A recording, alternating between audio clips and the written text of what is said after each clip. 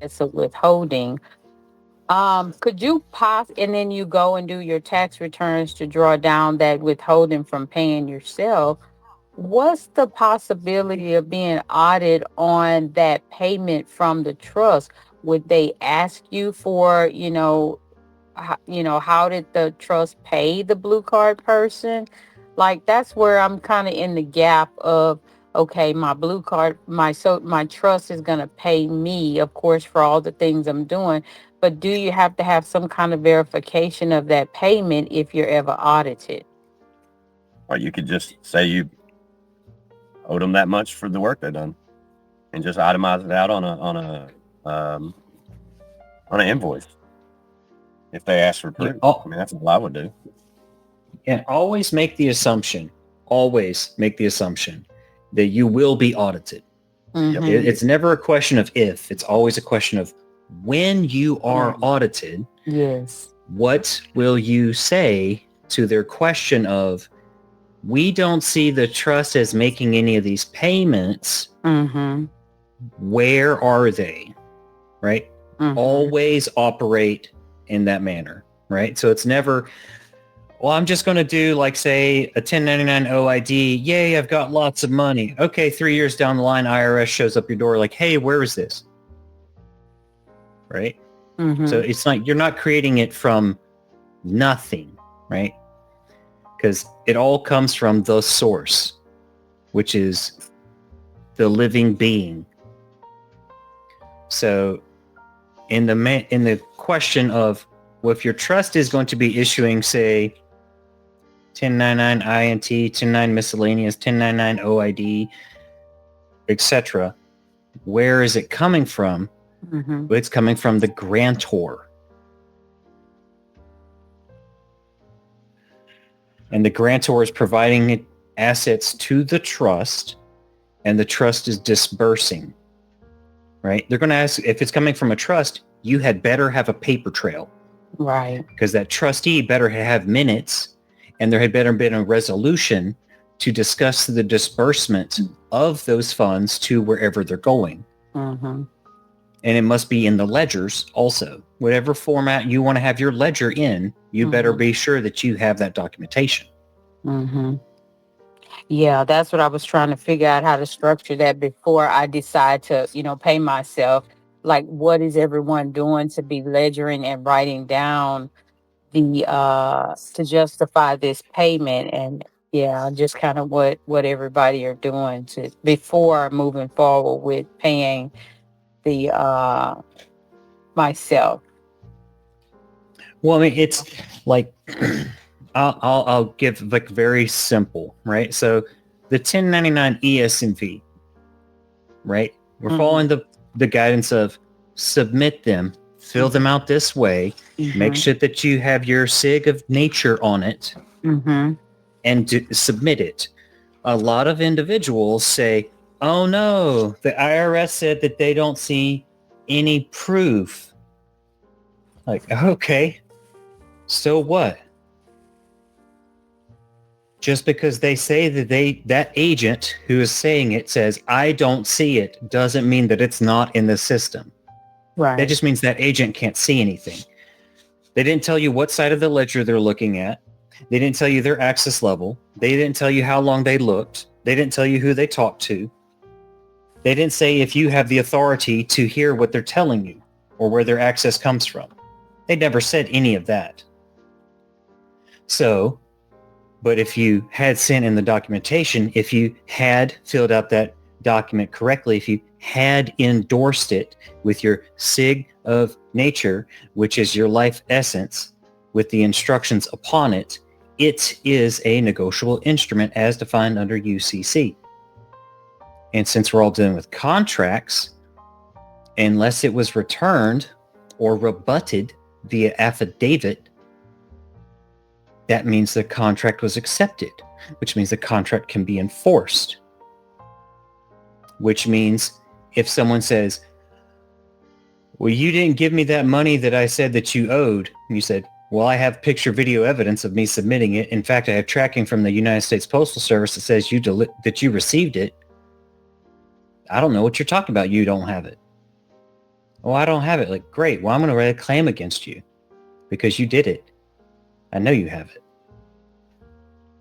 So everyone who's just hoping for in the land of rainbows and sunshine where donuts fall from the sky, everything should go their way every moment of the day. No, we don't live in that world, unfortunately.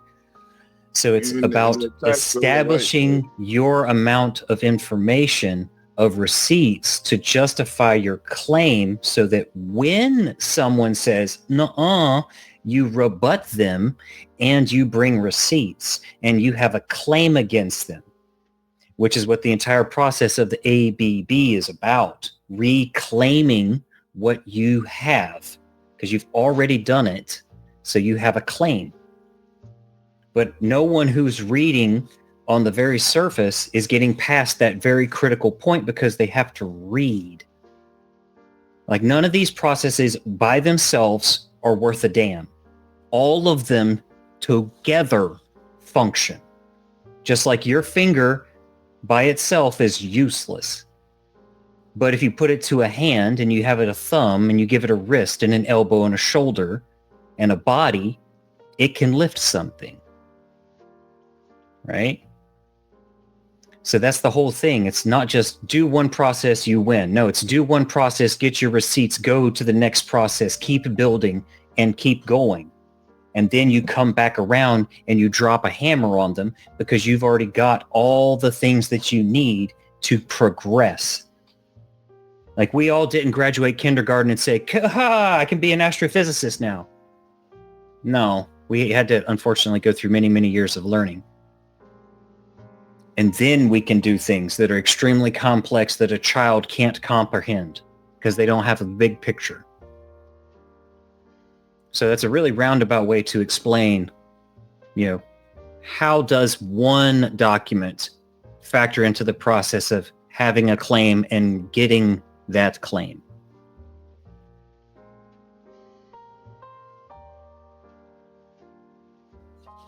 Thank you for that answer.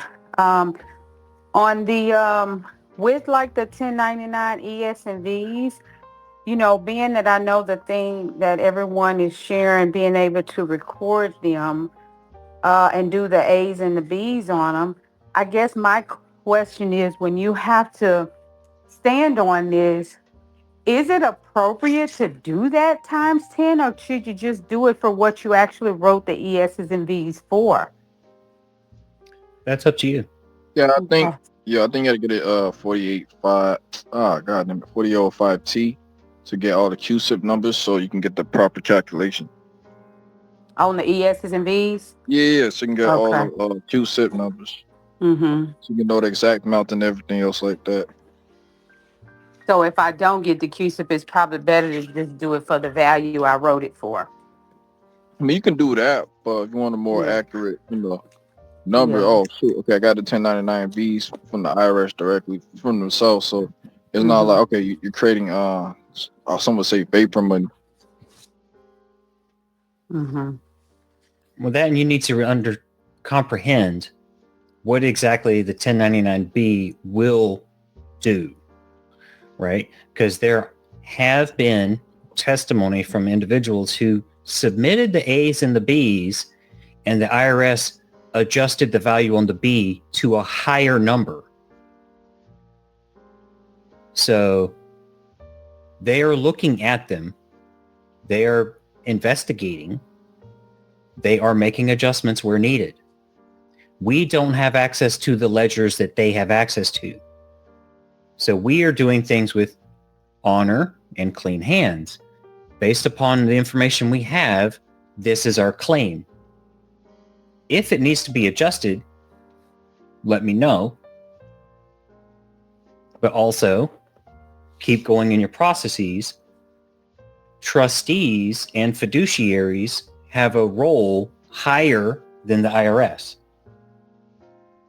So if the trustee and the fiduciary are saying, this is the paperwork I have, this is what it is, and the IRS says, nuh-uh, then it's, okay, you need to fix your books because this is the information I have, and which it is the record. you guys have a copy. Update your record. Which is why having all the documentation is so vital.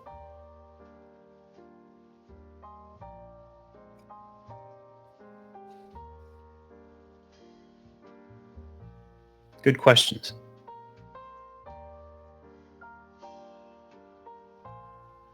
Anybody else have questions or no? What questions does everyone else have? Because if you didn't have questions, you wouldn't show up.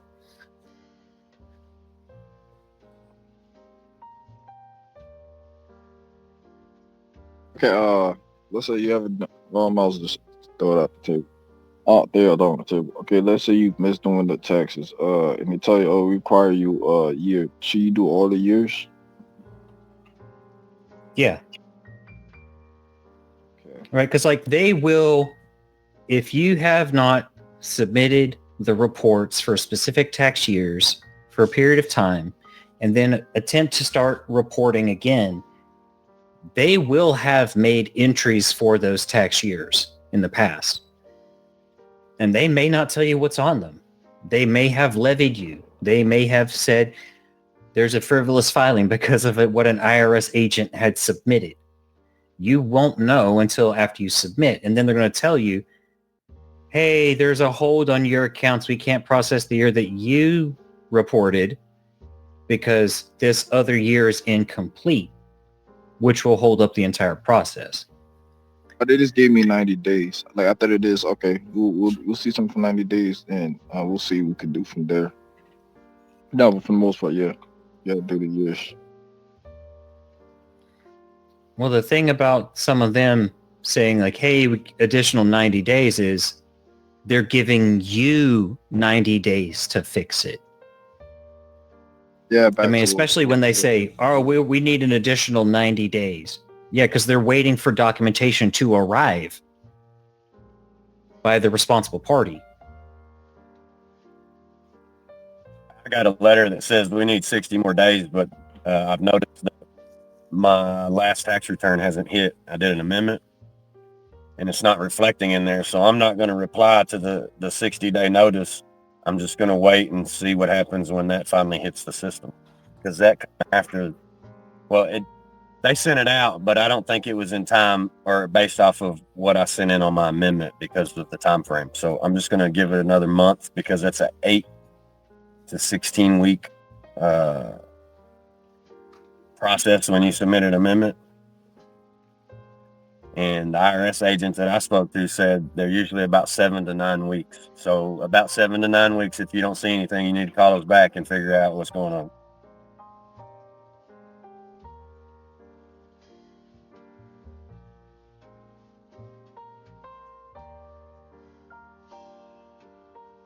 But typically I would respond back with some documentation,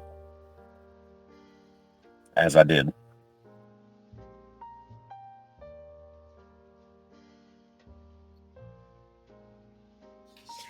Yeah, and don't forget that the clock starts when they receive it. Especially if they owe money. Yeah, that come a week after I had mailed it out. And I had overnighted it, but I don't think it was in time for them to put it into the system for them to send me that letter. I think the letter was based off of the $250K that's posted for 2023 and 2024 as an expected refund, but I tried to file on those and it got rejected. So I just did the 250 that I got through a 1099 miscellaneous and went to pull that down through because it's on my tax withheld. So that's what I filed on, was that 250K versus the 500K that I sent in over 2023 and 2024 through the ESs and Vs that posted as an expected refund.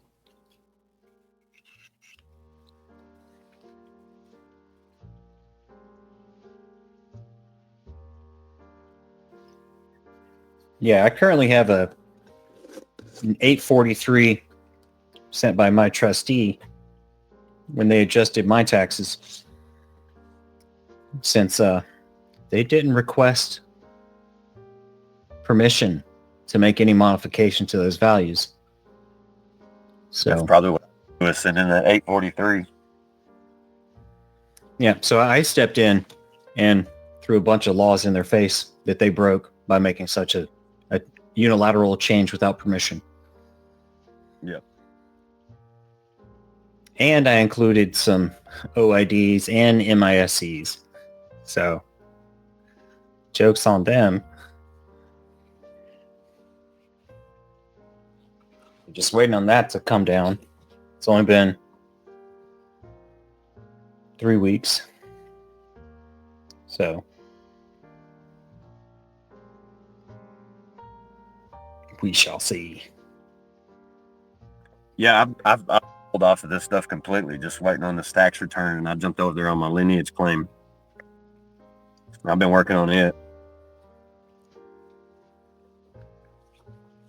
Yeah. I've been fooling with this shit for a year and a half, and I know people have gotten remedy, but I haven't. So I just went to the Lineage claim. That's the full out master exit. It's really the only one that exists. The rest of them are all bullshit.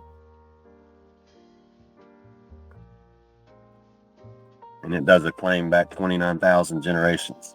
So that's the no shit master exit, is the Lineage claim. And that reclamation process is done by the military. If anyone has records, they can access them. Military give you an oath and bond the minute you to the United States. No, they do the reclamation process for you because they're in control of all the assets. Yeah, because the blue card person. Yeah. Yeah, and there's several documents to it that you got to mail in and send in. You got to get them notarized, and you got to have your own stamps and seals. You got to go through the Minnesota thing to get your trademark and copyright, and you got to attach all that shit. It's a whole fucking 730. Yeah. Yeah, it's a whole fucking thing. So I pulled off all this since everything went down and just started focusing on me. And that Lineage claim is just about me because I hadn't had any success in the tax game. So all my shit just keeps getting sent back. Every time I get somebody to help me file it, they reject it or send me some stupid letter, and it's just like, whatever, man. It's all about the inheritance. Yeah, basically what you're noticing in the system that you're the heir, not the straw man, right? Not the trustee, none of that shit. You're the no shit heir and beneficiary and creditor of everything that you've done in your life. And we've been fooled to take the position of these fake trustees, and they've been using that against us. Which places us as surety for something that the government is surety for. I mean, but they had an oath and bond to take care of us. How should I say? It's to oversee. Oh yeah, even I heard like people who's in the military not supposed to pay. That's another topic for another day. Not supposed to pay the electric bill, water bill, none of that. Yeah. I mean, but that's everybody. The military, they never brought us home. We're still lost at sea somewhere. Yeah. They never let us come back. So, we're kind of floating around just wondering, okay, I'm still under contract, so why ain't I getting paid? But Well, I filed myself with my county. I am on the land.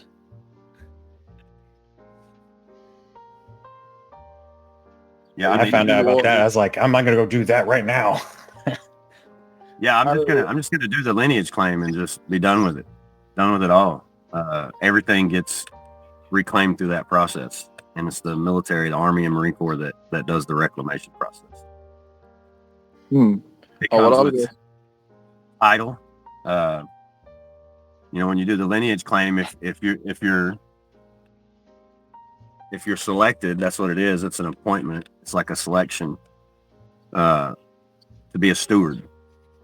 So I have a claim as a steward, and it's higher than I would say my mentor. My mentor is the world heiress of oil, gas, and minerals. And she's been nagging at me for a couple of years now since she first reached out to me to get my claim done because I have a higher claim than hers. And it took me a while to process what she was telling me, but now I grasp it. I grasp it fully, and I get it. So Before I was just coming into the financial side. I was just coming into all the legal and lawful shit on the money side. And what she brought to my attention was people in my position are always going to get jerked around because of what we're doing. So we're always going to get delayed. We're always going to get harassed no matter what we do. Yep. Because we have a higher position than any of these clowns in this town. If you're a veteran, you are above all these people. Yeah, because we give you the 4 years election. As a matter of fact, that's why I went. As soon as you're done 4 years, boom, you pay your debt to society, and they have to, give you the things you needed. Oh yeah, but even veterans don't know that. Just like the president. Yep. Yeah, I had no clue. I've been on this journey for shit since 2010. And I first started with rabbit holes, just all kinds of shit. And then in 2023, I got a 6-hour disclosure on reality. I didn't speak for 3 days. I didn't go around nobody for 3 days. I had a buddy that lives an hour from me. He spent his days in the hospital from a mental breakdown. So this shit isn't for everybody. A lot of people don't have the consciousness to perceive what would be told to you about reality and what all this actually is. Facts. A lot of people can't even recognize that you're talking about it. Mm-hmm. Yeah, it's like... Can you send me that stuff, Jeremy? Yeah, I'll send it to you. Now, remember, in order to do the claim, you got to be written in a previous heir's book of life that's already submitted their claim. All right, or your shit won't go nowhere. It's a spiritual journey, man, and it's an awakening journey. So you it's all about remembrance, and a lot of people aren't mentally capable of remembering. They're still too brainwashed. They're still too far in the box. They're crawling out, just not far enough yet. So it'll come eventually. You'll come upon this. Yeah, by default, they gave us USC 1. Yeah, USC 1 title. Yeah, USC 1. No, 1 USC title 1, USC 1 title 2. USC 1 title 1 says you're under the municipality or you're under a parish, which is a municipality or a county. And USC title 2 is you're deemed as an insane person. That's what they have. Which is meaning what? We're in the state of emergency. Yeah, you're a belligerent. They say right in front of us. They tell us right there what these two quotes alone right off the bat.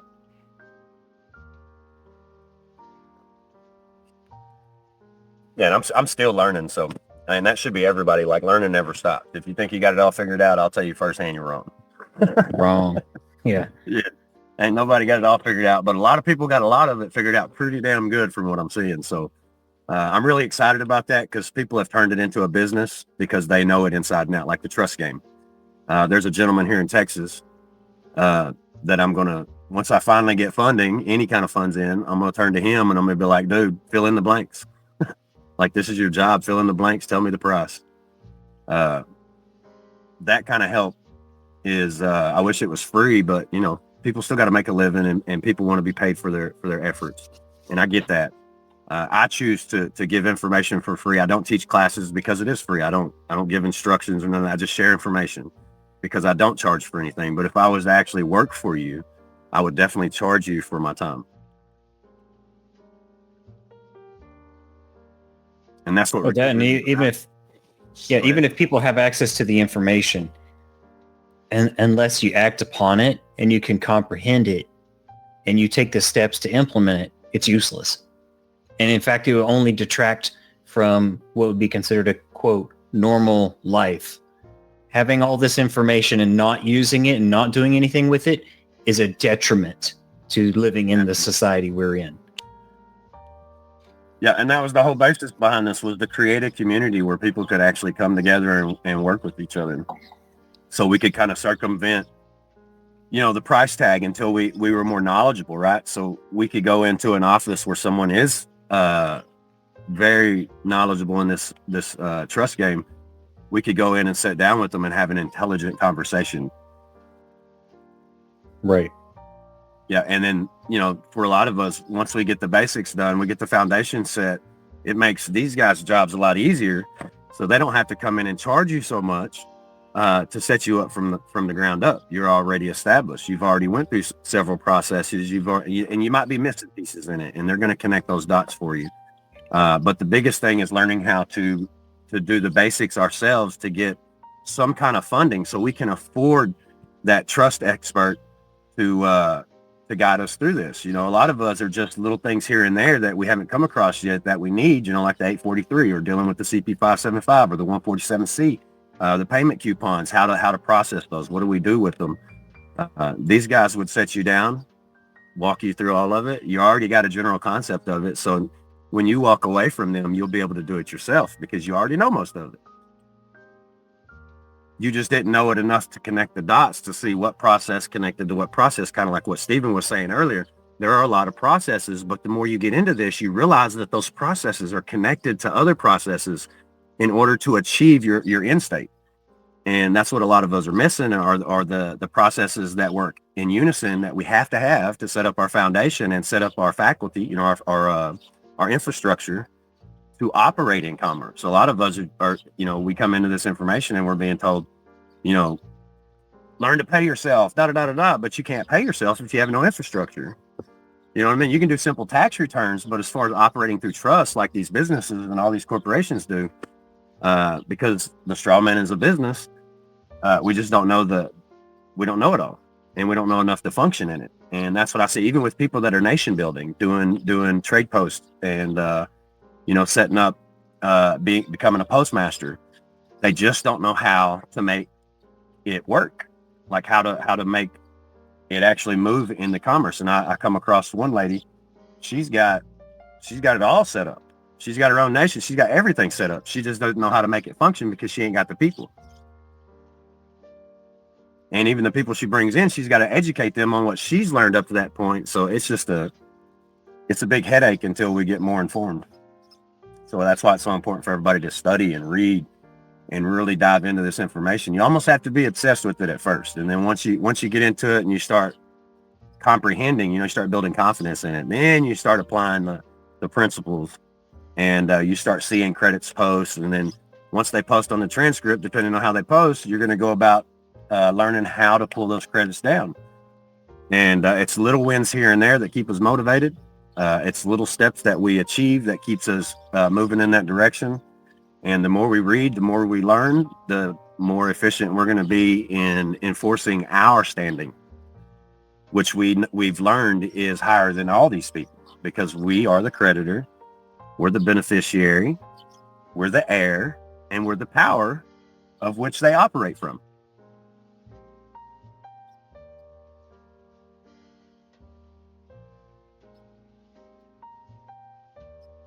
And they take advantage of us not knowing that. And they say it's legal, but it's not. It's criminal, because ain't none of them registered properly. Ain't none of them voted properly.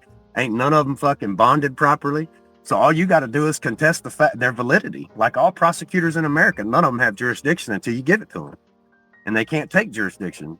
So we go into court thinking we got to challenge the court. Now we need to challenge that prosecutor over there because he's not legitimate in anything he does. He's not registered properly under the FAR Act. He doesn't have a proper bond. All right, they're usually under blanket bonds. And then when you try and get their bond to put in a claim, they don't want to tell you. They hide it from you. You got to bring in the attorney general. You got to make a complaint to them to get your information. I mean, even with a simple open records request. One, they don't want to follow the rules. In Texas, I can take a napkin and write my request with no name, no nothing, come back in 10 days, and I should be able to pick up my information. They don't want to do that. You have to involve the state attorney general's office in order to get these simple things done so that they'll follow the law. If you try and put something on the record that they don't want you to put on there, they're going to let you put it on there. But then when you try and go against them, it's everything just gets thrown out. And it's like, I'm kind of stuck. What do I do now? I know here's another trick or loophole. The other loophole is, since the blue card person is a part of the charitable trust, if it's charitable in some form or fashion way, even if it's exploiting you, because of you benefited from the charitable trust, they could get away. Oh no, you benefited, so we could do this. And another thing, the beneficiary has the right to not know. That's why they on purpose. we're not as educated as we was supposed to. That even our parents, because the beneficiary has the right to not know. Yeah, exactly. They should just sit in that position as a beneficiary, and their trustee should work for them. But these fake trustees, these people that appoint themselves as trustees over our shit without our approval, without our consent, we don't know any better. So, we're kind of stuck in that beneficiary role, getting robbed by the trustees. And it's not even the beneficiary's fault, because he should be reaping the benefits of their transactions. Instead, they Matter of fact, we gotta know what our benefits are. What's truly our benefit? We don't even know. We think what we're giving is. Yeah. It's that lack of my people will perish for their lack of knowledge.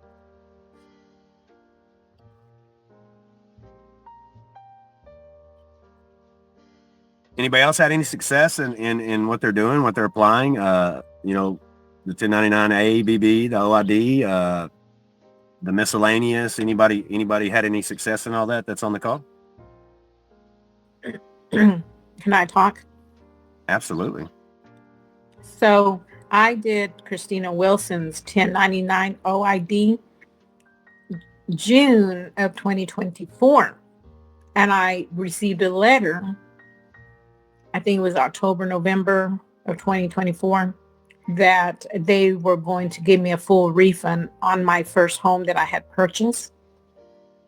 And and they said that if I had any, I asked for additional funds, they denied that, but they said they would give me my refund on my home. So then they said if there was no objections, I had until December 28th. I hadn't heard from them. And 2 weeks ago, I got a letter because my 180 days was going to be up. And 2 weeks ago, I got a letter saying that they need an additional 60 more days. And so I don't know if it's because they're still trying to get all the kinks out of the treasury, if that's why, or if I need to just demand for them to send me my check, because they haven't asked for anything additionally. I only sent what Christina said to send. So, but with that said, I'm kind of curious on your thoughts of everything that Trump is doing right now. And everything's rolling into the treasury. And I was told today that someone went under an NDA, and I didn't know if that was because this individual has been fighting for her house. And I was wondering if you thought maybe that could be that, because we keep hearing that our mortgages are going to be wiped out. And I'm fighting with my mortgage company right now as well. And they're trying to make me sign a new loan. And they went, the interest rate went to 7.25%. And I had until I think tomorrow or Monday to get those papers in. And I didn't sign anything. And so I'm going to have a fight on my hands on the new home that I have. I mean, I've been here for 11 years, but I didn't do an OID for this home. So it's boiling down to a negotiable instrument fraud? Mm-hmm. Not only that, in these papers that they sent me, they even added that I needed to sign a limited power of attorney to them. I was like, what? I am not giving you no power of attorney, buddy. No. I haven't really read thoroughly on everything, but it's still, I just wonder, in Telegram you hear, oh, we're winning. I'm like, no, we're not. Not if they're still stealing our houses. No, we're not. Yeah, I was watching Brandon Joe Williams, one of the videos he posted, and he said he had a 16-year police veteran go get some vehicles from a dealership for free, and they ended up changing his endorsement, and he caught it, and now he's taking them to court. Wow. For negotiable instrument fraud, because they changed his endorsement so that they could hold him in the position that we're all in right now versus the position he was coming from. Mm-hmm. So that's something that we're going to be facing an uphill battle on, is getting these institutions, these corporations to operate under the law, under their own rules and regulations. But 'cause they're so not doing it. do you think that with everything that Trump's doing right now, is you don't think that we are going to get the mortgages paid and credit cards paid, that we're going to have to continue doing this even? Here's my honest take on all of that. Okay. I feel like we're fighting Trump because of the things that he's doing is, he's trying to get rid of the IRS. He's trying to get, he's getting rid of all these institutions, but how are we supposed to reclaim the fraud that has been perpetuated against us if he gets rid of all this shit? Well, how can we force the lawful stance if he's getting rid of all of it and he's claiming he's going to give us our money back? Like I don't see it because I don't trust a politician. I don't care who they are. Their job is to lie. It's like a police officer. His job is to lie to us so that he can prove that we're a criminal. So, I try not to pay much attention to the political side of things. I try and see how things are working for me. And his job is to learn. It brought me back to Abraham Lincoln. Oh wow, in the Civil War. Damn, after 30s. Wow. Okay. Yeah, people say he stopped slavery. No, he incorporated it.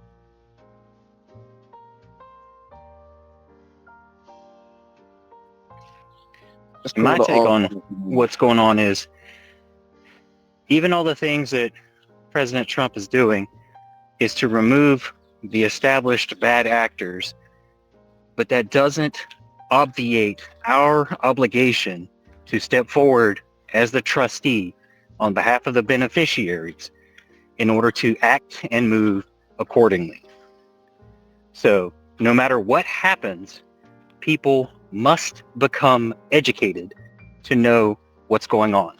Because no matter who is appointed, if the beneficiary is oblivious and ignorant to their rights, titles, and interests, they will be taken advantage of.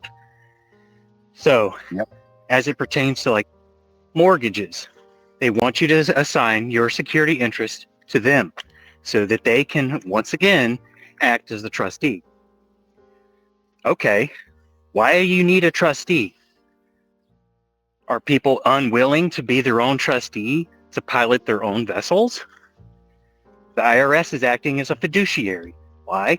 Because there is no fiduciary to act for the trustee, for the beneficiary. We need more time. No one has stepped forward to be the responsible party to act in the beneficiary's best interest. So we will do it. We need more time. No one stepped forward. That's what they say. That's what all of them are saying.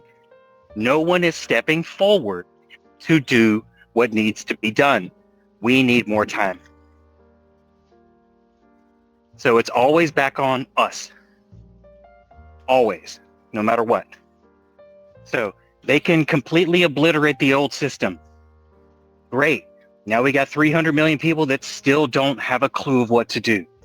Great. Now we need new trustees. Great. Now we need new fiduciaries. Great. Now we're back in the same situation with different people doing the same thing. Yep. So it doesn't matter. They could say, okay, we're going to make it so everyone gets $500,000 a year. Cool. What's that going to do? How are we going to work it out? You can't have the entire population doing nothing. No one makes anything. No one imports anything. No one transports anything. We're going to need new trustees. We're going to have to limit people's benefits. Why? Because giving them everything isn't in their best interest. If everyone's got lots of money, but they got no food, no transportation, no gas, no housing, no clothing, awesome. That means we're going to need to implement brand new systems to put people back where they need to be. Or the people who can, who are willing, who are responsible, step up and start being captains of their own vessels. It all comes back to accountability and responsibility, unfortunately. But isn't that what the Republic is trying? There's a lot of groups that are moving everything into the republic. Isn't that what we're moving into? We are Well, transitioning. we're into moving the- out of the capitalistic slavery system. Back in the Republic days, the vast majority of everyone was educated on ecclesiastical law and common law. The modern shoe cobbler was more educated than the physicists of today about how contract law applies. That's the crux of the problem. People are completely unaware because they're uneducated, because we always had a system of let me do it for you. But it's the public So- education system don't teach us any of that shit. And if you want to learn it, you gotta have, 200K a year to pay for the schooling. But those schools teach family trust, and they teach how to spot weakness in leadership, to exploit that weakness in leadership, how to set Right. up your finances to create longevity in your family dynasty. And they teach none of this in public schools. They teach none of this in your colleges. And this is something that everybody should fundamentally know by the time they're in high school. Right. So we can wait, no, air quote, we can wait for the new systems to be built and the new generations to be educated. And we're looking at 20 years down the line, they will have people who are educated, who are willing to step forward to be responsible and accountable. However, that's 20 years. That's an entire generation. So until then, who's going to do it? Who's going to make the decisions? Who's going to hand out the money? Who's going to hand out the rights, titles, and interest? And who is going to tell the people, get back to work, be productive? That's how society is cohesive. There has to be people in place to do it. General population can't do it. They're not in the right mindset to do it. The only people that are available are the people on the fringe, us. Even the bots and scammers and the agents who are embedded, all of us together are in the mindset to be in those positions. Regardless of our intentions, we're already there. So Now- just whichever one step forward will determine the direction everything goes. In my community, because I've studied this going now on 5 years, and I'm applying it to everything. And when I talk to my community groups, they just look at me with deer in headlights, and I tell them it is a lot of work and it's a lot of studying. And people, I mean, look, there's only 47 people in here. People aren't willing to do the work. Right. Because they've all been educated to be a part of my attention span is like the length of a TikTok video. And if I can't have it in the next 10 minutes, if I can't order it online, it's too much effort. Okay, that's fine. It's not for you. Having a great life is hard work. It's all it is. It's either you work really hard for nothing or you work really hard for everything. Either way, someone's going to have to work really hard. So it's only those with eyes to see and ears to hear will be able to take advantage of it, In unfortunately. the old system, you had to work hard. In the old system, you had to grind. That's not accurate. We shouldn't have to do all that. We shouldn't have to sacrifice our life to a job to live a good life. We should be able just to live a good life. Right. That's the way it should be. But it's not. Yes. Because we've all been dumbed down, not knowing any better. Like we didn't know what was happening to us. We didn't know what people were doing to us because we were raised in this environment. But this environment is inverted. So hard work and grinding and all that shit, that's not how it's supposed to be. If you run a farm, cool, go out there and grind. But in business, you shouldn't have to. And you shouldn't be slaving at a job. You should already have funding through your family lineage. All that should be provided so you can live your best life. You don't have to go out here and slave and break your body down and sacrifice your body to someone else so that they can live a better life. You might have a good life, but their life's going to be better because you poured all that effort into their life. And they compensated you for it. That's to me, that's not how it should be. But the system took that from us. And they taught us to come out here to give all of our stuff away without knowing any better and to show up to someone else's dream and work for their dream while we try to accomplish ours, and it just don't work out. Yeah. I mean, there will always be people that aren't willing to do this. And they will always rather just do work. It's fine. But taking away the option for people to actually have their own estates, their own family trusts, to create their own businesses, and to take people's energy without even telling them what's going on, as in the case of mortgages, loans, credit cards, or even our jobs. No one told us that our stuff, our payments, our compensation came from out of our own accounts. No one told us this. There's no reason for the society we live in to be in the condition it's in, except for the people who are running it were doing it for nefarious reasons.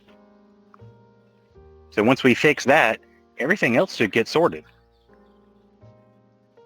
Yeah, I think it'll be standardized. We'll standardize everything that we need to know for the foundation of how we're going to operate when we become the age of majority. Yeah, like I said, middle school, you should already learn all this. High school, you start applying what you've learned. By the time you become the age of majority, you've already got an account, multiple accounts with funds in it for you to go do whatever you need to. Create a business, create something new, innovative, travel the world. If you want to be a philanthropist, you could do that. If you want to be an entrepreneur, you can do that. But this grinding and working and doing all this crazy shit, man, it's not worth it. It's not worth to sacrifice your body, 20 years at a job for a pension. It's just not worth it. Right. It's a lie. Yeah, it's a lie. And that pension on the backside is where you're wealthy at. But we don't know any better, so we're stuck with just the pension, and we're still living paycheck to paycheck for the rest of our lives. Right. I mean, hell, because if someone had told me when I was very young, hey, you sign this document right here, we'll give you all the funding you need to do all the businesses you need for you to do what you need to do. I'm like, all right, let's do it. And then that's where I would put my effort, time, and energy to build something instead of having to go out there and sacrifice my life, my body. Just like you said, it's energy harvesting. They're harvesting our output for their own benefit and giving us the crumbs based off of our own investment. Yeah. They turn this into human resources. Yeah. Which is the most valuable resource, so they know what they're doing. I mean, it's I'm impressed. I'm very impressed by how they have put us in this position. So yeah. Joke's on them. In the end, yeah, on them. Just want to say something about this. I asked the central bank here I live. Here's the back office account. Okay, so where is it located? So I asked the bank, it's not our own system. Okay, I assume it's in the central bank. So either one, the central bank is lying, because it says on the website central bank, no, it's not our system also. So it's just like one account doesn't exist anywhere. It's just really, it's really. Well, someone did a nice little video about that, actually. It does exist somewhere. Uh-huh. It's headquartered in Puerto Rico. It's under IRS trust number, 62? It was not it's not the personal number, but it was a account number in the bank. Or they're like, supposedly the money coming from. Okay, the money is coming from them. So where's the account? Oh, it's just a user account. Yeah, but it says transfer to this and this. It says on the bookkeeping, transfer from that account. So where's the account? Nobody can answer. Yeah. It's just They know. ridiculous. Normal agents don't have any access or knowledge to understand this. I talked to the They're chief, also of under the bank. NDAs. They're also under NDAs, and they can't answer you, so they have to defer. So they have to protect Banking the secrets they've kept from us for so many years. Yeah, so I say I know all this. I told them don't mess with me. I know all these things. Don't make me fool. Yeah. But the one thing is super funny and super great. I send accept value for court fee off to the bailiff office, and they accepted it and then pay me. I said, can I credit on my tax? Oh yeah, sure. And after a few days, they pay me. They pay me. Instead of me paying, they pay me. Yeah. Like, if this stuff works, it's just you have to know what you're doing. Well, when you hire Also that, the he goes and collects that payment.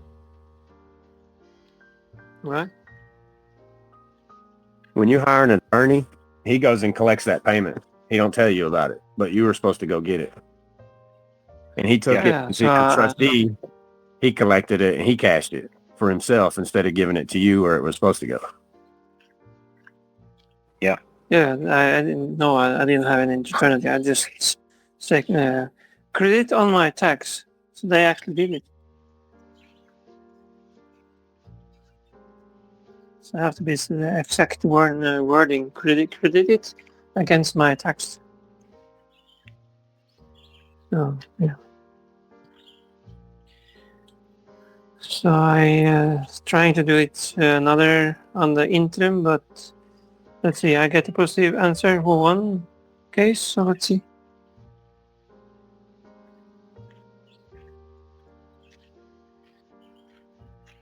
Good testimony, Nils. But for me, it's the willingness of the public people. So yeah, it's boiled down to Oh, that. absolutely. I mean, because if they say that you owe them something, and then you tender the correct payment, negotiable instrument, the correct wording, they'll perform because they want to get paid, which is fine. It's like double payment, triple payment. I don't give a shit. Comes from my life essence. You can have what you say I owe you. You give me the rest of it. I owe me.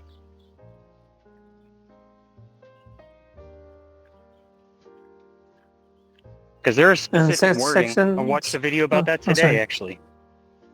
There's specific wording on what documentation needs to be provided on the negotiable instrument to tender payment to one of the Federal Reserve banks for the exchange at the window. It's like 14 USC. I forget the last four numbers on it. But it's all out there. It's all out there. People just have to be aware of it, read it, comprehend it, understand it. Follow through.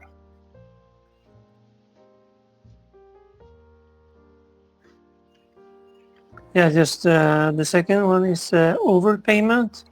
So I found in this document in USA and I use it, and really it really work. And so I pay just a few penny more, and I get paid back full amount. Yep. So if you do send a payment, and it's dishonored, when it comes to the IRS, I mean, what's the process for enforcing it? Quote the codes. And I say that because I had I paid a IRS tax bill. It was like 1,800, and I did a negotiable instrument, took it into the actual IRS office and gave it to them. They stamped it, and of course, they were supposed to forward it to whoever they need to. So I'm not sure if but it is stamped that it was received. So I was wondering, like, if anyone's tried to do that, what was the next logical step if it has not been applied to the account? You have to have the EINs funded in order to draw those credits down to do that. Oh, I didn't have that. So it's as simple as accepting, right accept it on your CP575 Okay. up at the top and put the date, and then put your phone number and the best time to call you. You mail that back to them. Okay. Yeah, I don't And think they'll I had post the it. EINs funded when I did that. Yeah, it'll Okay. post the 99999 numbers on the account. So now Okay. you'll have credits to draw down for those payments. Okay, so now I need to go back and do it because this was last year when I did that. So I need to go back and do it. Okay. Yeah, and when they say they don't see the payments, it's because the EIN hasn't been funded yet. That makes sense. Yeah, so we just accept it and send it back in. And after that, you can do the A on the CP575, which pulls the 2,147,600 something thousand. It'll post that on there as well, and that's your property value for the CP575. Okay. So now it's funded. Do it for your sole prop. Do it for your trust. Do it for your irrevocable trust. Anywhere you got an EIN, make sure you accept that CP575 when you print it out, and just mail it back to them accepted, and they'll post the numbers up there. But to get the numbers and the credits, you have to do the A and the A, right, to get the credits. Because I realized No. they sent me a voucher on one of my trusts that I didn't go in and accept it yet, but I did a tax return. So when I filed the tax return, they sent me that voucher. That's your payment coupon Yes, based off I the credits received that that. posted from your CP575. If you don't accept the CP575, you can't use the voucher because there's no credits to make the payment with. Okay, so let me just back up. So the CP575, this particular trust, I had not done a 1099-A on, but I did file a tax return. So they sent me that payment voucher in the mail, but I do not have those credits on my transcript yet. So should I go back and do the 1099-A? No, you can just write accepted on it. When you got your EIN and you printed out your CP575, just make Yes. a copy of it, write accepted, put the date, put your number and the time to call, and mail it back to the address on the CP575. They'll post the 999999999 number up on your transcript. And now your EIN is funded so you can do credit drawdowns. Okay, so if I'm hearing you clearly, you're saying I don't need to go do the 1099-A, just accept that voucher. Yeah, we were acquisitioning the interest on the CP575 when we do the A, so that's why it comes back with the two. Everybody gets the same number because it's a Right. glitch in the Okay. system. Okay. So that's how we got that funding. But you can initially do it just by accepting the CP575 and mailing it to I think it's the Ogden address there. And Okay. they sent the payment voucher, right? They send you the did. payment Yep, they voucher. sent me, and it Yep. says Kansas. It has Kansas City address on it. Yep. So just accept the CP575, and that payment voucher is what you send in for them to do the credit drawdown for you. And do I just add the IRS bill with it? Yeah, that'll be your payment coupon for the bill. Okay, that's perfect. That makes sense. Just properly endorse it. Look up how to endorse it's the 147C, right? That's what the payment Correct. coupon is. Yes, they sent that to me saying use for payments. Yep. So go ahead and accept the EIN or accept the CP575, mail it off to that address, and then take your payment coupon and overpay, Okay. double pay, and send it in with that bill. Okay, that's perfect. But after you get it on the transcript, what to do then? And then when you Draw learn a down. little bit more about Iris and you get your Iris account or find somebody with an Iris account, then go do the A on the CP575, and that'll give you even more property value for it. Okay, perfect. That's what I've seen working. That's how people have been getting their credits to move. Initially, when we were doing all this, we couldn't get anything to work because we didn't realize that we hadn't funded the EIN yet. But we didn't know that you had to accept it and send it in. And then when they send you that 147C, that's your payment coupon to actually make the payment.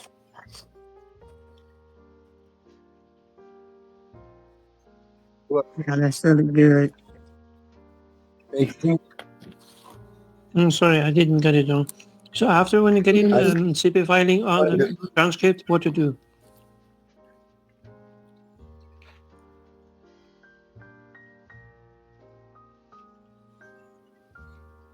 Then you use the voucher that they send you. They should send you. Sometimes they don't send you. No. I mean, it takes 1 month for the post to come here, so. Yeah.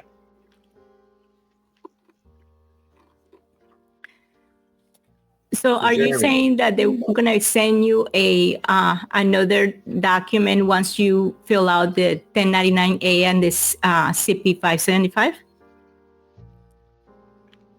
1099A, no. transcript. Yeah. You got an ID.me account? Yes. Yeah, you'll just look on there and then you'll see the 999 posted after you accept it. Yeah, I do see it. I just not sure if I supposed to be like getting a document from that, or what's the next step once you have done that? Once you send it off, you take that 147C that you got, that payment coupon that they mailed you. I have not gotten one. You'll get one eventually. Or you can just write the accepted and they'll send you your payment coupon. That's what I was thinking. Yeah, they're going to send you the payment coupon anyways. But accepting that initial CP 575 and mailing it back is what funds that EIN for you to do credit drawdowns. And then they send you the 147C, that's your payment coupon, and that's their negotiable instrument that you're sending into them so that they can do the drawdown. Awesome. Yeah, that's what I thought. I'm like, man, I think that I probably just need to send this one because I had not sent mine out, but I'm like, we're doing the 1099A on it, but then it's like, then what happens? Yeah, the 1099A, when you do that, it's going to come back with that $2 billion, but that just adds to the property value of the CP 575. And that payment coupon is what accesses that value. Right.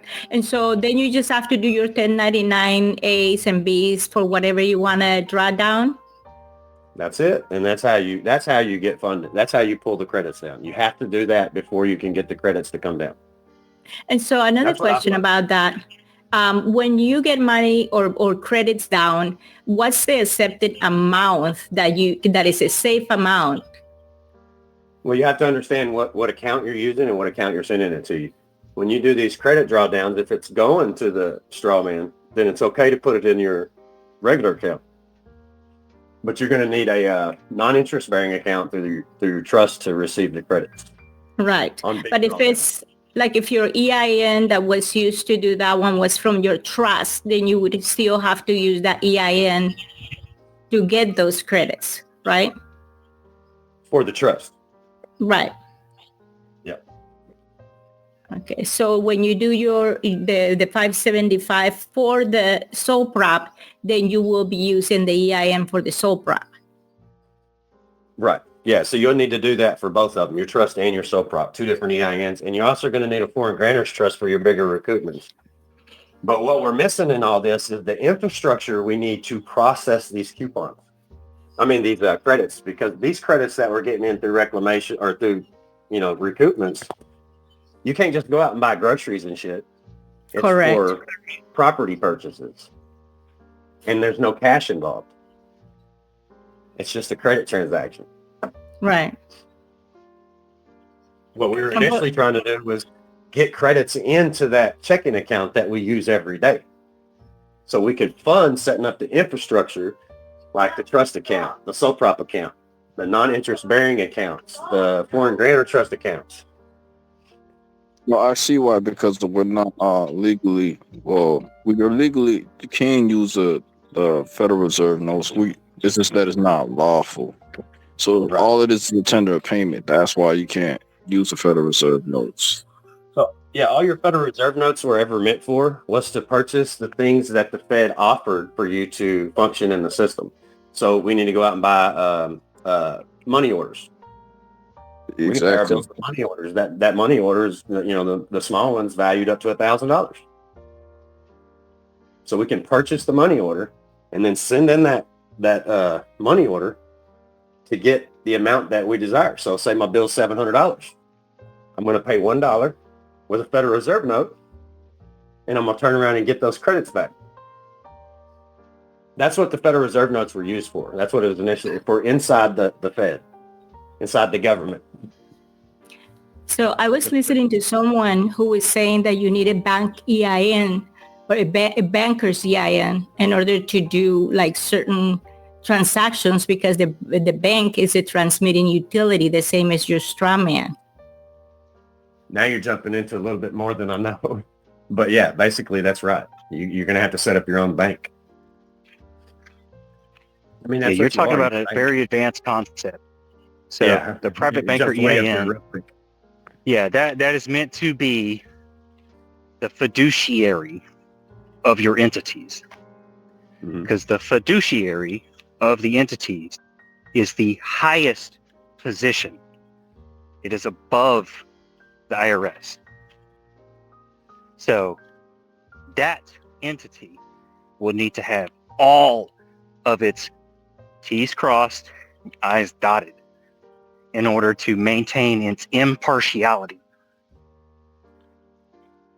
So there's a lot that goes into that not many people are ready for. Right, but for some of us that have done the revocable trust, isn't that where we're going towards at this point? Some of us.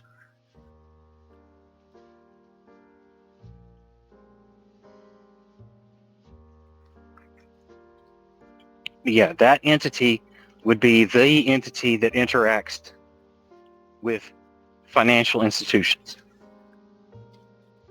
once you have everything set up. And it would operate on behalf of the other entities.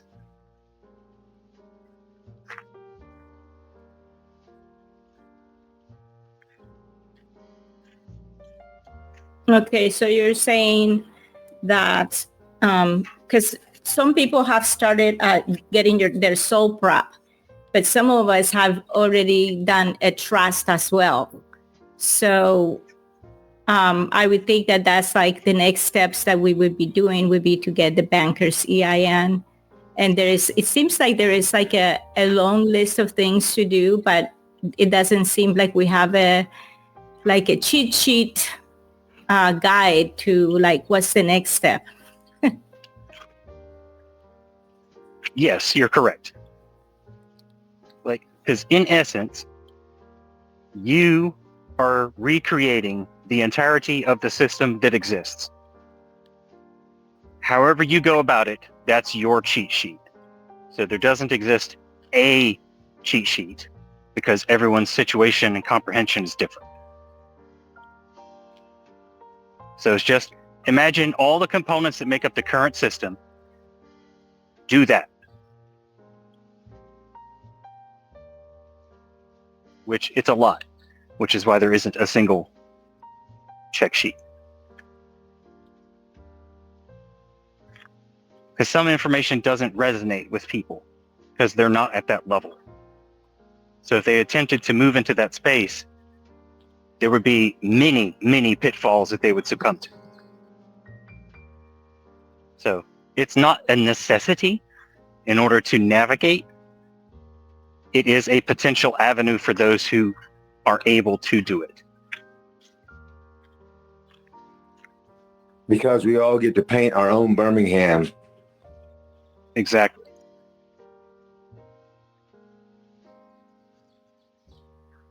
So just to be clear on what Luisa was saying, I had someone who set up with the IRS account who processed my CP 575, and on my transcripts it shows I have a $2 billion credit in there. But what is like the next step from there? Well, where are you going? Well, I want to. I'm not sure. That's the thing, is that I don't have a roadmap to know what the next step is that I need to do to draw down those credits. Okay. So then your next step would be find a destination you want to go to. Well, I want to put it in the bank. I want, look, I have a local trust. Do I set up I have a bank account, a link to my trust, and so how do I draw those credits into my account? 1099 miscellaneous on a 1040 from the trust to the straw man. Trust. Right. I mean, it depends on how you want to navigate, right? So it's like, okay, you want to get credits into the account. That's easy. Jeremy just identified one potential method. Another one would be, well, your trustee is performing work that you should have been documenting, that you have the records for, with the minutes to support that. And you have a fiduciary who also did independently their own minutes to identify the amount of compensation that the trustee is owed for the work that they have performed. This information would be documented in a 1099 miscellaneous to identify the compensation, which is backed up by verifiable and affidavits from the fiduciary and the trustee, and transmitted via iris or on paper, depending on which method you have, for the compensation for the trustee. This would be submitted against a social, which is the commercial vessel which the trustee is the responsible and authorized representative for, and then an 843 packet would be submitted with that evidence, requesting the release of that compensation. This would avoid the 1040 form. This is the method that has been utilized for decades. It is an advanced concept. Which form did you say? 1040 from my understanding. From my understanding about the 1040 is they could go and draw as much credits as you want in the backside without you knowing. Right. Because if you draw down this compensation, it will be a lawful money disbursement from the treasury. So it must be handled accordingly.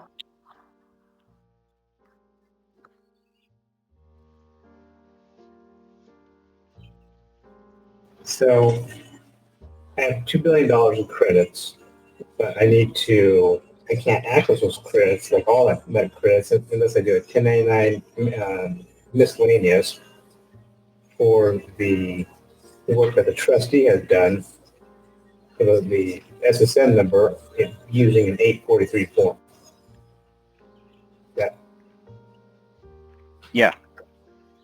And in that packet, you will be including the affidavits from the fiduciary, the trustee, your meeting minutes, and your compensation statement,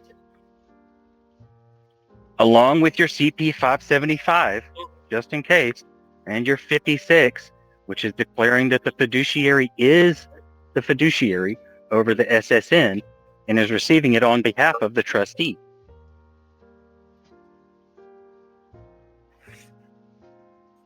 And if you really, really want to break it up into multiple accounts, you'll indicate that on a form 8888. But these accounts that receive it must be separate from your standard blue card person accounts. They're not commercial accounts, because those belong to the Federal Reserve. They must be trust accounts for the trustee. And then they must be handled like lawful money. So any conversion into Federal Reserve notes could trigger them to close the account and seize all of it and return it to the Treasury. So you must be very diligent in how you handle this. Now, so those are the accounts that maybe the non-interest bearing accounts for the trust? Yes. Right. Okay. Yes.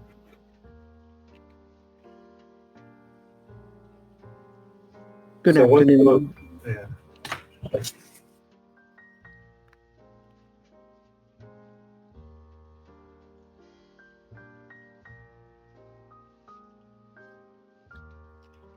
Good afternoon. I have a question.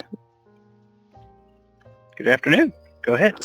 Hi. Yes, I found Christina and I started with her. And all I have right now is the foreign grantor trust, the estate trust, and the private banker. And I'm hearing all of this wonderful things that everyone have just said, and I have no idea. I wanted to know, do I need to do a new SS4 for the processes that you all have been discussing?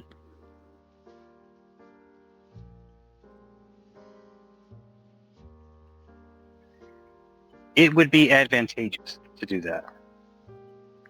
Okay, so I was in the 903 and I saw the information that was given there, so I should do all of that over then through that.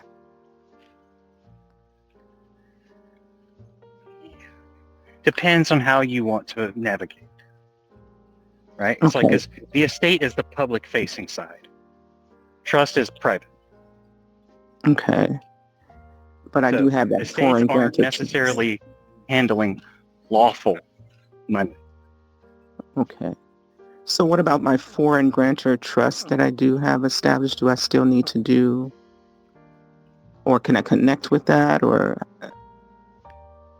totally start over? You could utilize it because it is a trust, but it's an irrevocable trust.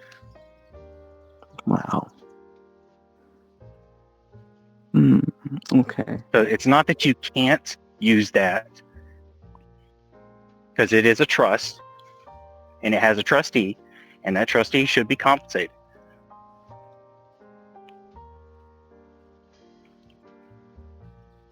Okay. It's just the trustee of that trust may or may not be your blue card person. Depends on how it's structured. But a revocable living trust, which is a grantor trust, is the blue card person. Yeah, it's just us taking control of basically the fiduciary and trustee responsibilities over the straw man. So when we notice the state, we're no longer dead, we're alive with an antecedent letter, and we inform the IRS, the treasury, and your state that you're operating in.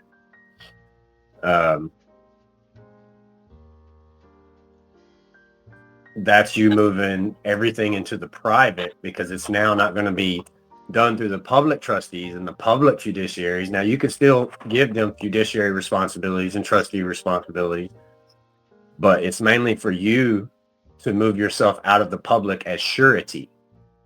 Because that's what's happening when we go to these courts. They're holding us as surety, not the government, because we're acting as the commercial entity. We're claiming we're the business, and we're not. We're the trustee, fiduciary, the beneficiary, the heir, the creditor. Like, everything originates from us to them to manage.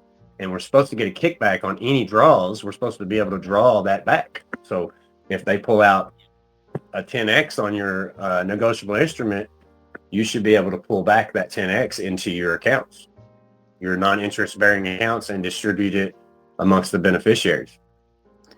Okay, I didn't start my the ESs. I was trying to get that going. I just didn't have the right year, and finally the IRS have just sent those with the correct year on it that I was trying to get this started with. Can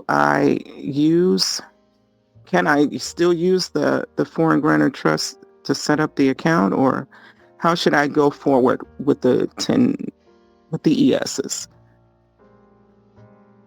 So I got mine posted, both of mine posted for 2023 and 2024. I did it through my, how did I do that? Oh, I just created an estimated tax for the straw man, right? That's what we do with the ESs and Vs.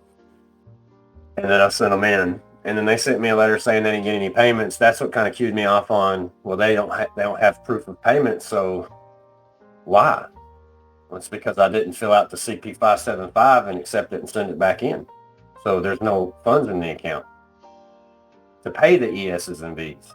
So how do I generate that new CP 575? Because I only have the three things I told you about: the foreign grantor trust, the private banker, and the estate. So I need When to you created generate. the EIN, you should have got a CP 575.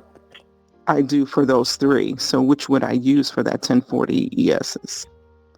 I mean, for the ESs, I'm sorry, I not just just did it through 1040. the revocable trust. I was moving as a trustee to do that same thing. Oh, so do the irrevocable trust first. Okay, I get it now. All right. Yeah, so the revocable and irrevocable. Revocable is for you to function in the public, right? Right. The irrevocable is for you to pass assets and to protect your assets, not only from taxes, but be able to give them to your beneficiaries without anybody taking them. So when you pass, all that will be disseminated down to the beneficiaries. That's the job of the trustees. And no trust can fail for lack of trustee. You can always, the beneficiaries can reappoint a trustee to bring the trust down so they can get their assets out of it once it's moved into an irrevocable. All of them turn into irrevocable when you pass. Oh, okay. Okay, I'll have to start that again. It took me a while to finally get those three. Boy, and So you got the trifecta. You said you got the revocable living trust, the sole prop, and the foreign grantor? no, I got through Christina. She had the EIN set up, and it's the estate, Oh, the estate EIN. private banker, and then the foreign grantor trust. And I had her to process those for me. And that's all I have done so far. And I was trying to do the ESs to learn, and I had the different years, and they were saying it was out of print, and they just finally sent them the correct years. One last thing for my dad. My dad is a veteran, 94, and I really would like to do something for him. I understand this, that Kim Marie always says, take care of yourself first, but I have been doing his taxes along with mine. So with that, I'm trying to get him set up, and I was in the process of the same thing for me, for him, the EINs with the private, the estate, and the foreign grantor trust. Now I see I need to go a different route. Could you give me a little pointer on that to try to help for him? I would like to fulfill some of his wishes before he leaves this earth. I didn't go through the KY process. I just went through with the revocable living trust and created the sole prop, and the sole prop works for the trust. So I'm supposed to move the sole prop as a trustee, so I'm not the trustee, because if I'm the trustee, then I forfeit all my equitable interest. Right? That's the drawback to you being a trustee. You need to be the beneficiary and let your sole prop operate as a trustee. Okay.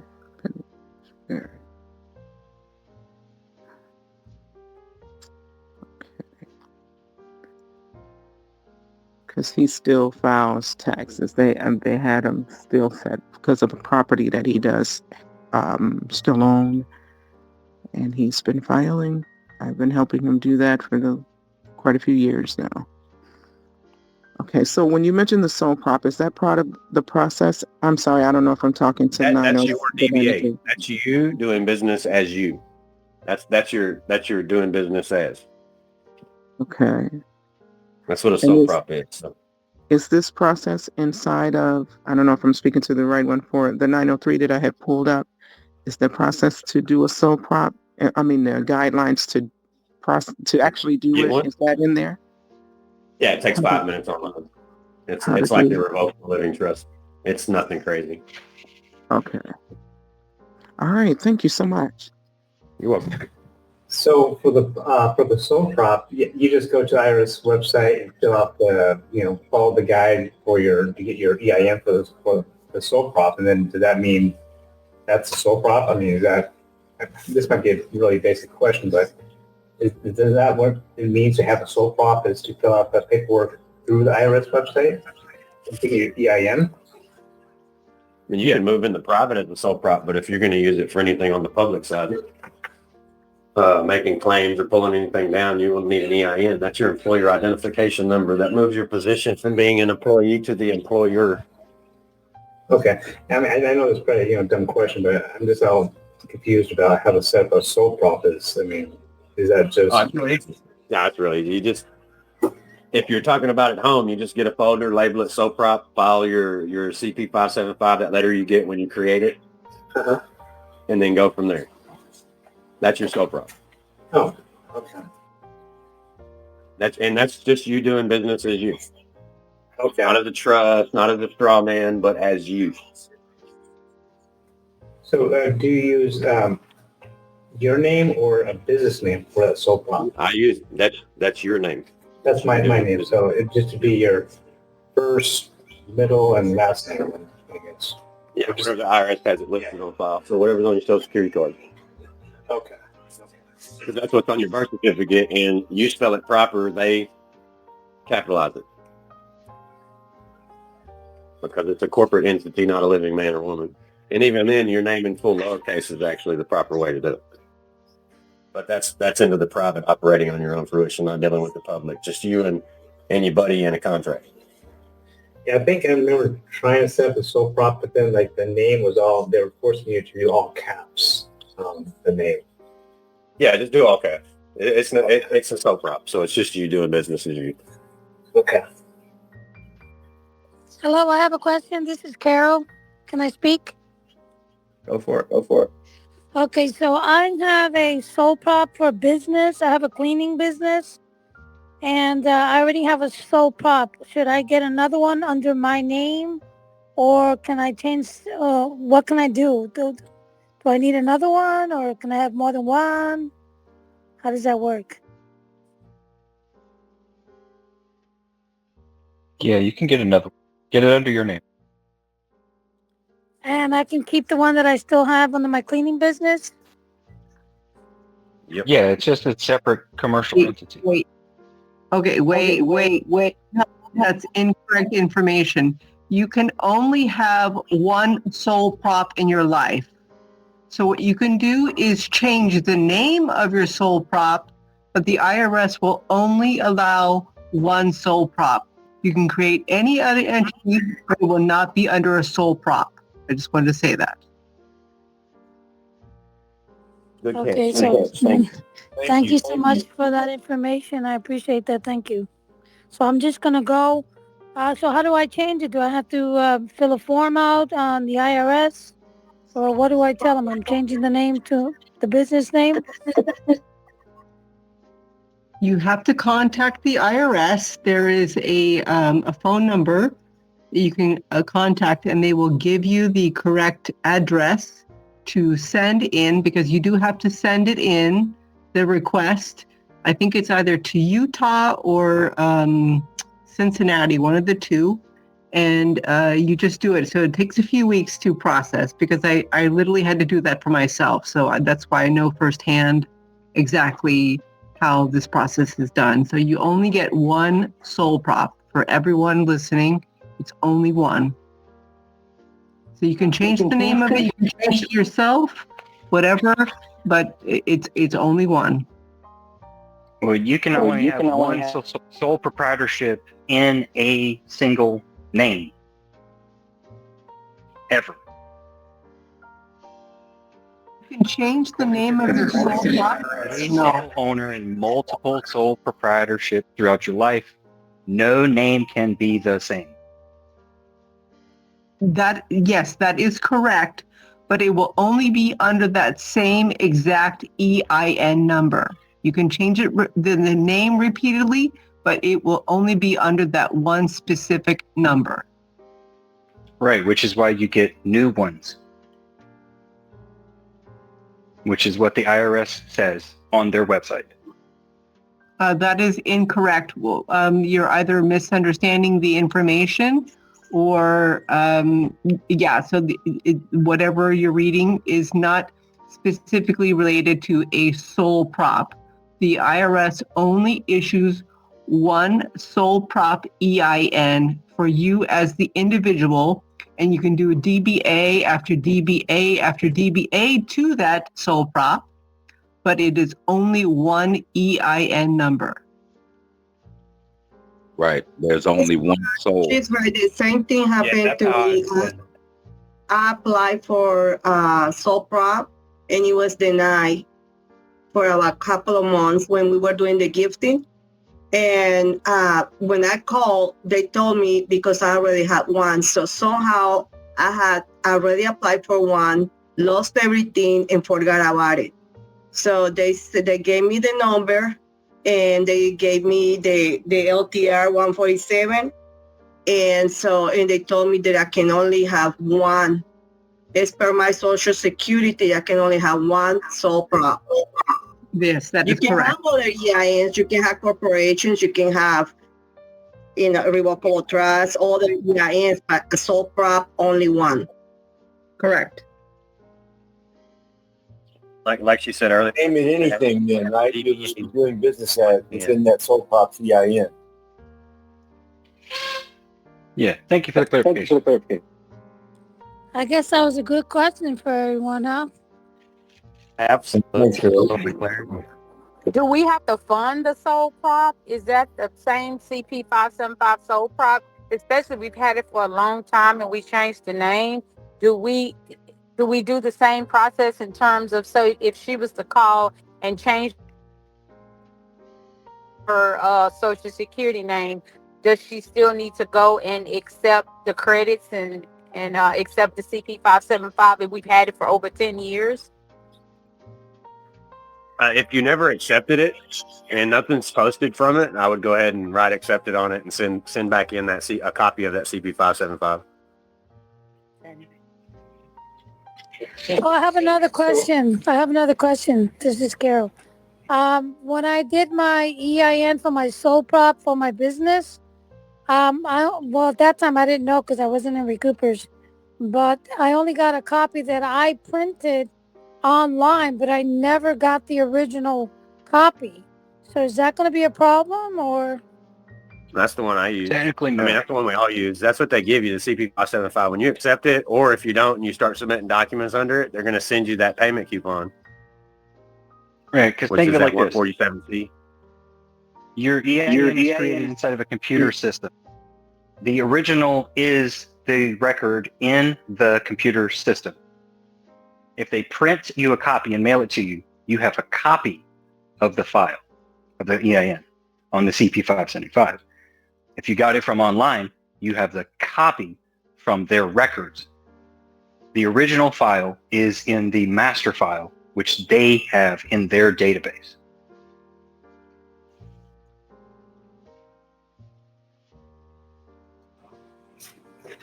So when you write accepted on the CP 575 and to the back, you have to write the 9999999 number on there too? That's it. Well, generally, it's already on the paper. That's your next step after EIN is accepting that CP 575 and sending it in. Yeah, I've asked the IRS copy that, and they said yes, that you can copy that.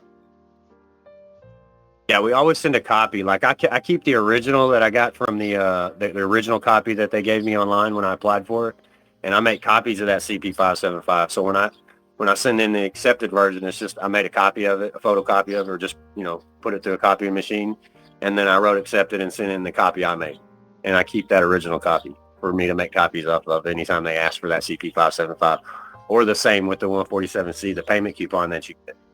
I just make a copy of it and endorse it and send it in. Yeah.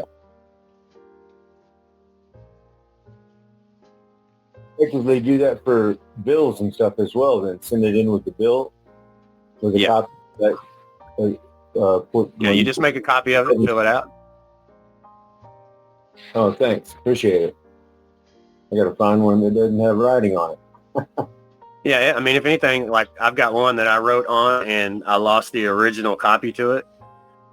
So I just had the one with the numbers written on it. So I went in on my computer and whited that out. Now I've got a copy again. So I don't have to go to the IRS and get a copy of it.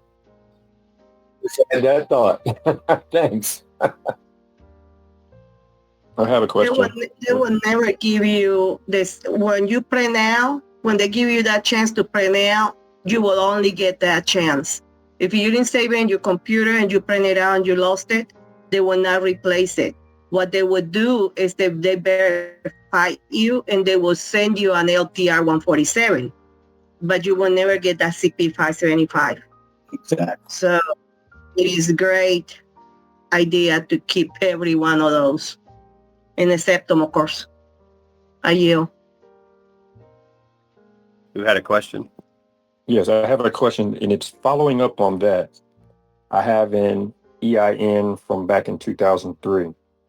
I was trying to add in some DBAs, so I called in to do it.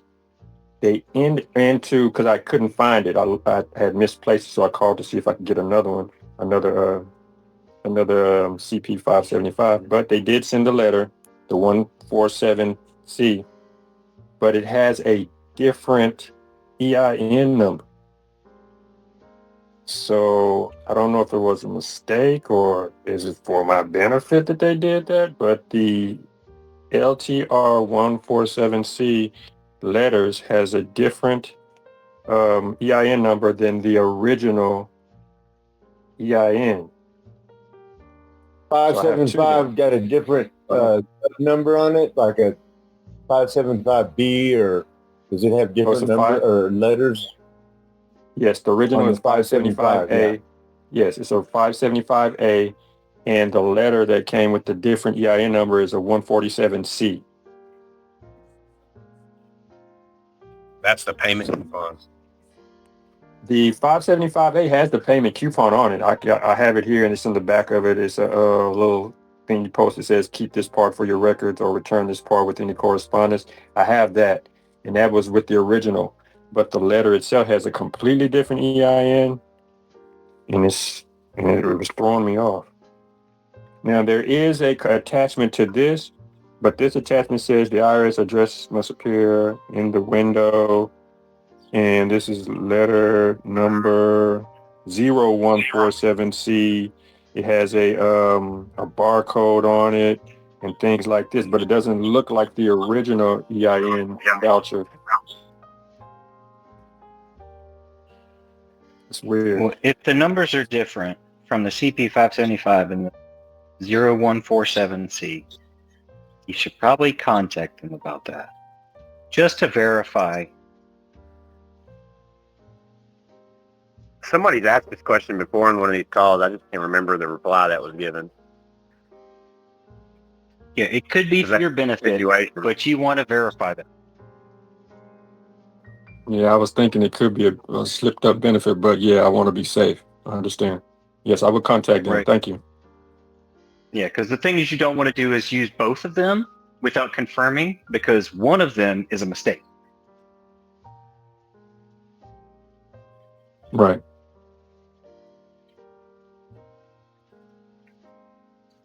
More than likely, it's probably the letter itself rather than the original EIN is what I'm thinking.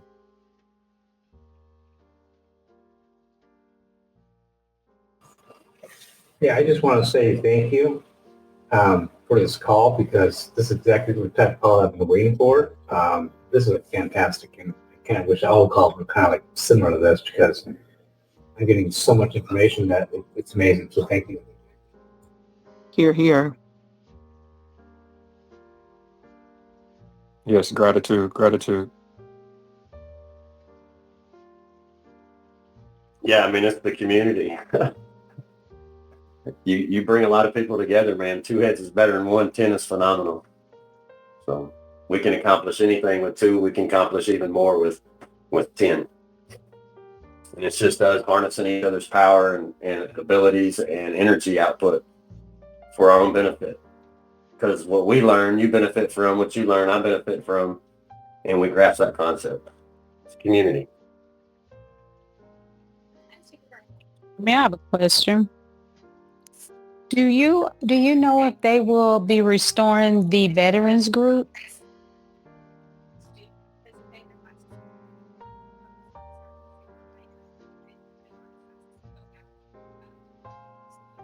You talk about the Lions group? No, the veterans group was just totally taken down or dismantled, and so I was just wondering, because I had my husband to join the veterans group, and things seemed to be going pretty well, and then all of a sudden it was removed. I was the only one kicked out. I'm sorry, say that again? I thought I was the only one kicked out. No, I think the whole group was was dismantled. So that's why I was wondering.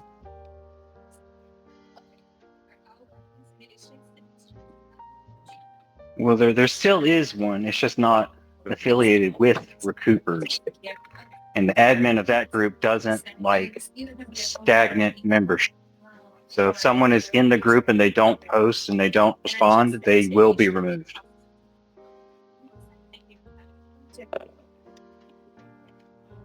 But it can be reversed. Send me a message.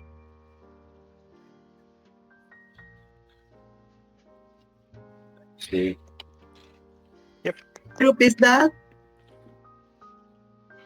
Creating Alliance of our American Veterans. So is that communication for the Lions usually done on TikTok now? Because I don't use that one. That's a big distraction. I don't think that they're on. Any of them are on TikTok. If they are, I'm not aware of it. I could look back through the group and find out. All right, there's been good questions so far. We got about 12 minutes and some change left. Any other questions that someone would like to ask? I don't have a question, but I would like to point out, and I should have done it in the beginning, but Dr. Heather normally hosts these for us, and she's recovering from surgery, so y'all send prayers her way. She always does a phenomenal job. She's pretty much built Recoupers to what it is. So y'all just send some prayers out for her for healing, and if you get a chance, just reach out to her and thank her for what she's done here. Jeremy, will do. Will do. I got a question. My birth certificate is Marty. When I went into the military, I changed it to Marte. My DBA name is Marte Abdullah Love Bay. So would my sole prop be Marte Abdullah Love Bay?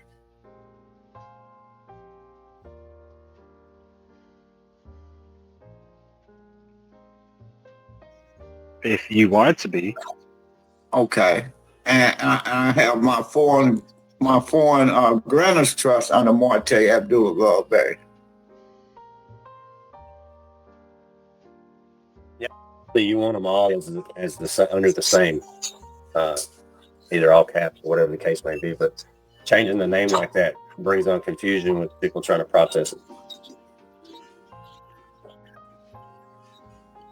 Well, I mean, I looked at my transcript and I sent that 575 in, and I got the credit was just $1 because I put the dollar bill with it.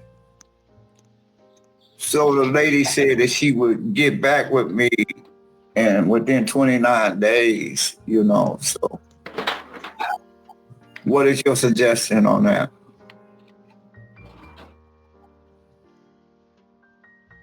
Ever known to just accept it and send it back in? Okay. Let me answer that one. For one, your sole prop can be named anything you want it to be named, regardless of what your name is. Mm-hmm. And two, your CP575 acceptance will only show up on your transcript if you do a 1099A on the acquisition. It's already showing up as $1. Well, you're not going to get the 9999999 whatever unless you do a 1099A on the amount with the green card return receipt as your receipt for filing the 1099A. Okay. All right. Thank you. Thank you. Oh, one more question. So on my 1099, send it to the same place that I sent everything else. Okay. All right. That was in Kansas City, so I don't send it to Utah. I sent it to the same place that I sent my ESs to. You're going to want to look at the instructions on the 1099A. It'll tell you exactly where to send it. Okay. All right. Thank you. Yeah, and the $1 that showed up on your transcript is your evidence that they accepted your contract. Okay. Right, because the $1 is public.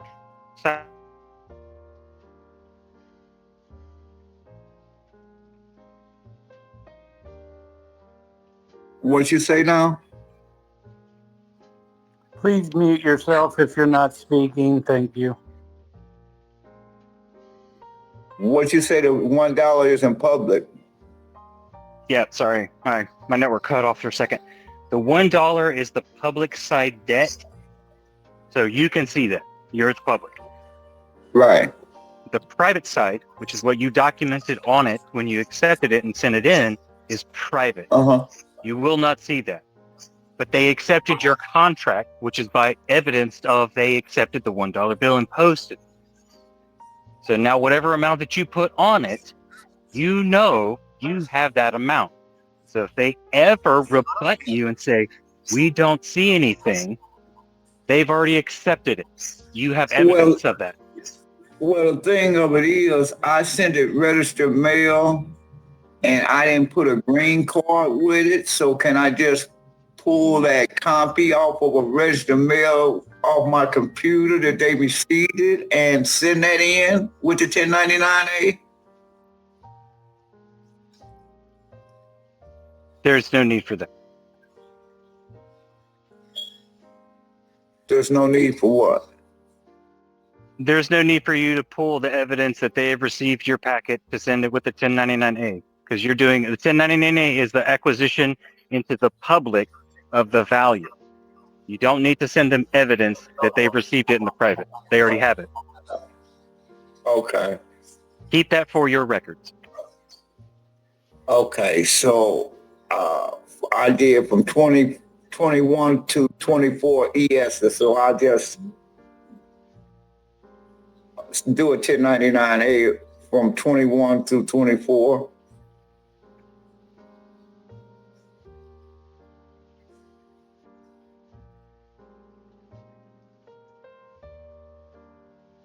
Depends on what you're doing the 1099-A for.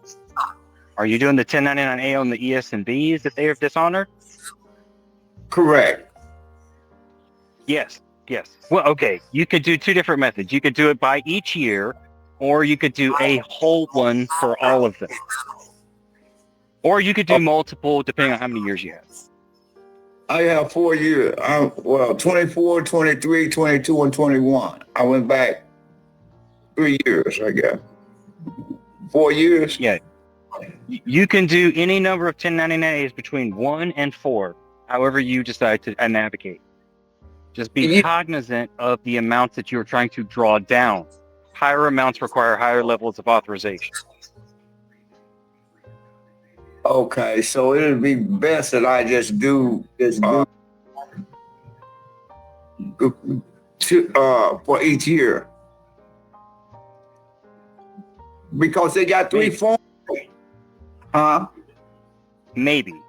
Because like 2021, you will not be able to draw down from 2021 because we're past the 3 years. You could move it forward in time to 2022, but you would need to amend your 2021 1040.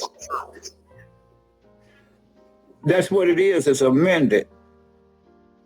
The ones I sent in are amended. 1040X is amended. What I'm saying is, if you submit a 1099-A today on the ES&Bs for 2021, tomorrow you will have to submit a 1040X for 2021. No matter what you've done in the past, you're adding to that documentation.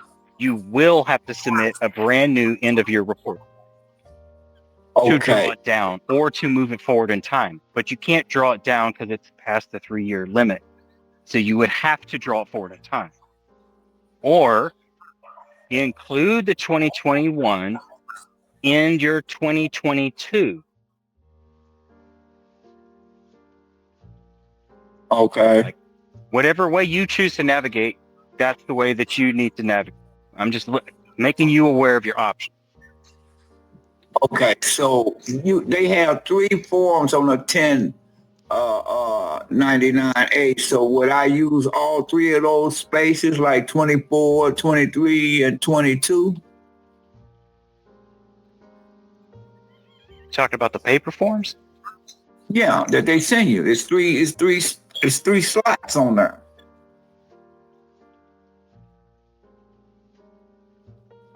Well, those are the like carbon copy writables. So you have to write down really hard. It should bleed through to all of them on one set of them. The other set, you just save that for next one you need. No, what I'm saying is on the front page of the 1099A, would I do 24, 23, and 22? Because there's three different spaces on there.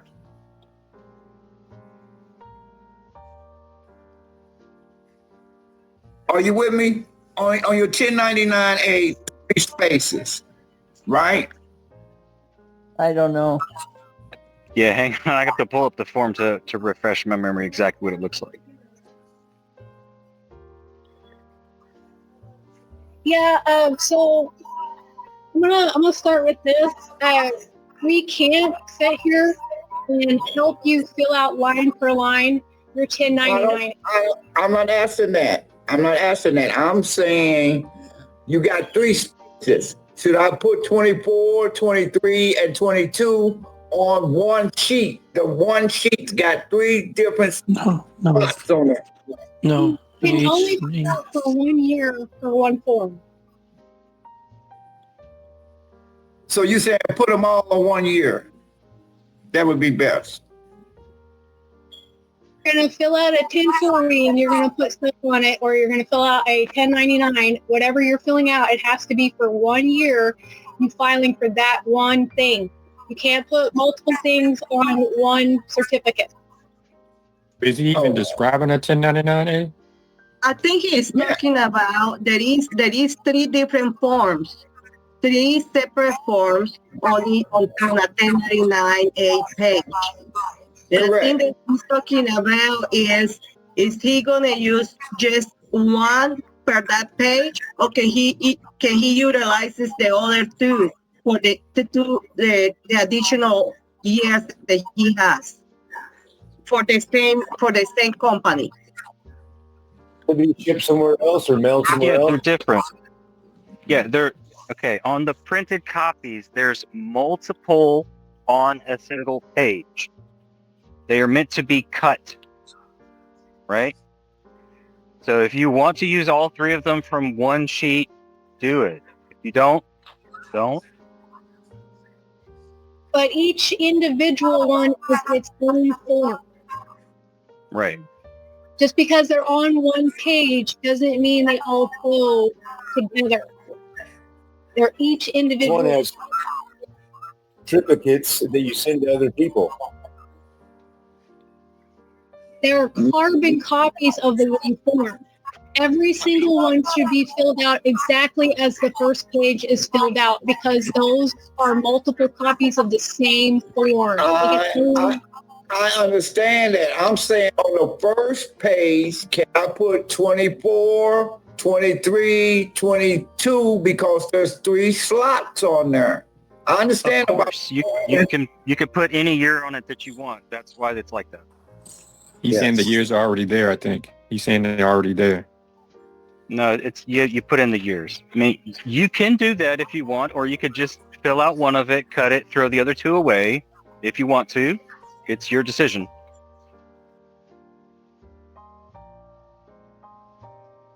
Well, the other two slots that's on there apparently is on there for a reason, right? So can I put 24 on the first slot, 23 on the second slot? Do you have a 1099A in front of you? What do the directions say? Yeah, good point. Follow the directions. May I? There's instruction that he can follow. Every IRS form have instructions you can follow. Are you correct?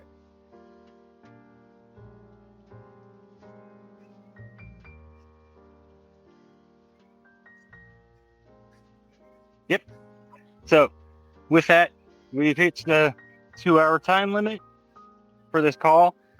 Thank you everyone who showed up, and thank you everyone who's listening to this afterwards. We'll be back in 2 weeks for the next live meeting. We're in the chat, so just, we'll see everyone there. If you have questions, post questions. And a broader audience can respond in real time. Hey, Steven. Thank you. Oh, thanks, Steven. All right, thank you. Stand back up real quick.